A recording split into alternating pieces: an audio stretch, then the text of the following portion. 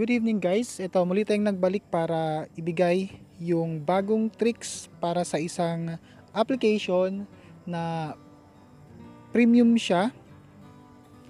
Pwede siyang maging kahit hindi premium, pwede siya ma-access ng libre. Okay? Ito yung Spotify.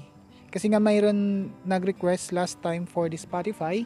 So ito, pakinggan niyo po to or tingnan niyo po to mabuti, okay? So una, merong link sa baba, download nyo po yan ha.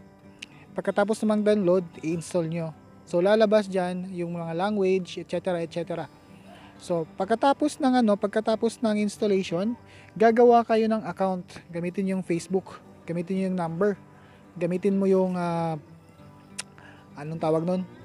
Gamitin mo kahit ano, basta lang ma-access mo yung makakawa ka lang ng account para dyan. Like normal Spotify lang. Okay? So, ang gagawin mo lang pagkatapos ng registration, syempre, mag-e-error yan. Pagkatapos ng error, yan, pagka-open mo, first open mo, i-close mo yan. Kasi nga, hindi siya, modded siya. So, kailangan i-close ulit para mag-reset yung setting niya. Ayan, pagka-open mo, pangalawang open mo, ito na yung kinalabasan, ha? So, kung normal lang, na yung free lang, yung okay pa yung free first month kung maggagawa ka ng free account, okay? Okay pa yun. Pero pag lumagpas ng magagawa ka naman ng bago, wag na, hindi mo na kailangan nun. Gagawa ka lang ng account dito. Tapos yan, magfi-free yan. Kahit na hindi siya naka-premium, nagpi-play siya. Yan. 'Di ba? Hanggang sa dulo yan, unlike nung ayan.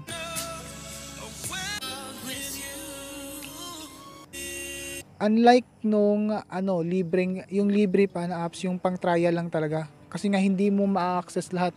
Eto ma-access mo lahat, yun nga lang, ito yung problema. Hindi mo siya mada-download offline. Ayan, kailangan mong mag-premium feature, okay? So, hindi mo na kailangan yan. Kung meron ka namang internet at VPN user ka naman, or lagi kang may internet, hindi mo na kailangan yan. Hindi naman malaki binabawas ng MB dito, di ba? So, yan. For now, yan lang sa ngayon at magbabalik tayo siguro bukas. Okay? So, salamat sa lahat. Paki-subscribe na lang yung hindi pa nag-subscribe. Ha? Thank you.